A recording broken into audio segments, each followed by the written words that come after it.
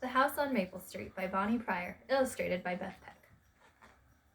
This is 107 Maple Street. Chrissy and Jenny live here with their mother and father, a dog named Maggie, and a fat cat named Sally. 300 years ago, there was no house here, or even a street. There was only a forest and a bubbling spring where the animals came to drink. One day, a fierce storm roared across the forest. The sky rolled with thunder and lightning crashed into a tree. A deer sniffed the air in alarm. Soon, the woods were ablaze. The next spring, a few sturdy flowers poked through the ashes, and by the year after that, the land was covered with grass. Some wildflowers grew at the edge of the stream where the deer had returned to drink. One day, the earth trembled, and a cloud of dust rose to the sky. A mighty herd of buffalo had come to eat the sweet grass and drink from the stream. People came following the buffalo herd. They set up their teepees near the stream, and because they liked it so much, they stayed for the whole summer. One boy belonged to a great hunter like his father, but for now he could only pretend to be with his friends. In their games, one boy was chosen to be the buffalo. His father taught the boy how to make an arrowhead and smooth it just so, the way his father had taught him. But the boy was young, and the day was hot. He ran off to play with his friends and left the arrowhead on a rock. When he came back later to get it, he could not find it.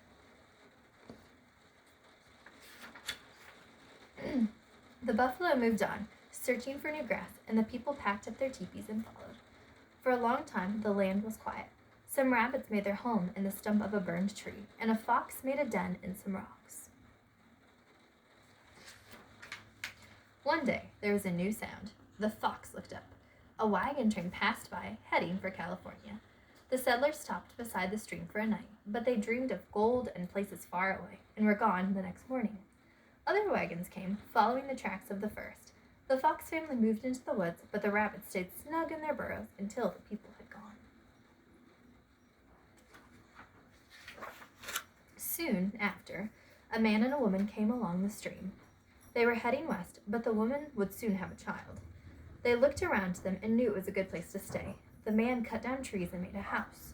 He pulled up the tree stumps left from the fire and planted his crops. The child was a girl, and they named her Ruby and called her their little jewel. Ruby had a set of china dishes that she played with every day. One day, when she was making a mud pie on the banks of the stream, she found an arrowhead buried deep in the ground. She put it in a cup to show her father when he came in from the fields. Ruby's mother called her to watch the new baby. While she was gone, a rabbit sniffed at the cup and knocked it off the rock. It fell into the tunnel to his burrow, and the rabbit moved away to a new home under the roots of a tree. Ruby grew up and moved away, but her brother stayed on the farm. By now, there were other people nearby, and he married a girl from under another farm. They had 6 children, and he built a larger house so they would all fit. Now, the old wagon trail was used as a road, and the dust got into the house. When his wife complained, Ruby's brother planted a row of maple trees along the road to keep out the dust and shade the house. After the children were gone, he and his wife moved away, but one of their daughters stayed on the farm with her husband and children.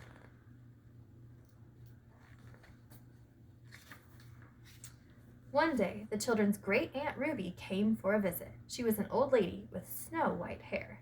The children loved to hear her stories of long ago. She told them about the cup and the arrowhead she had lost when she was a girl.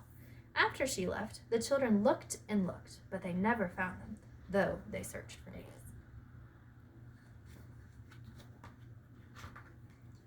The town had grown nearly to the edge of the farm, and another man up the road filled in the stream and changed its course. For a while, there was a trickle of water in the spring when the snow had melted, but weeds and dirt filled in the bed until hardly anyone remembered a stream had ever been there. New people lived on this farm. It was the schoolteacher and his family, and they sold much of the land to the others. The road was paved with bricks, so there was no longer any dust, but the maple trees remained. The branches hung down the road, making it shady and cool. People called it Maple Street. Automobiles drove on along the road, along with carts and wagons, and there were many new houses. The house was crumbling and old, and one day some men tore it down. For a while again, the land was bare. The rabbits lived comfortably with only an occasional owl or fox to chase them.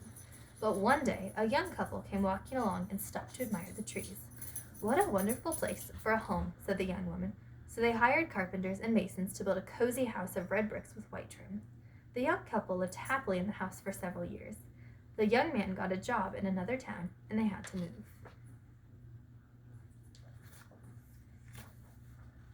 The house was sold to a man and a woman who had 2 girls named Chrissy and Jenny, and a dog named Maggie, and a fat cat named Sally.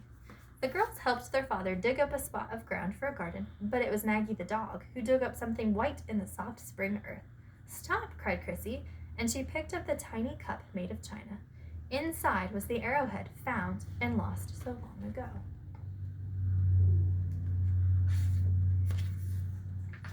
Who lost these? The girls wondered. Chrissy and Jenny put the cup and arrowhead on a shelf for others to see. Someday, perhaps their children will play with the tiny treasures and wonder about them too. But the cup and arrowhead will forever keep their secrets, and the children can only dream. The end.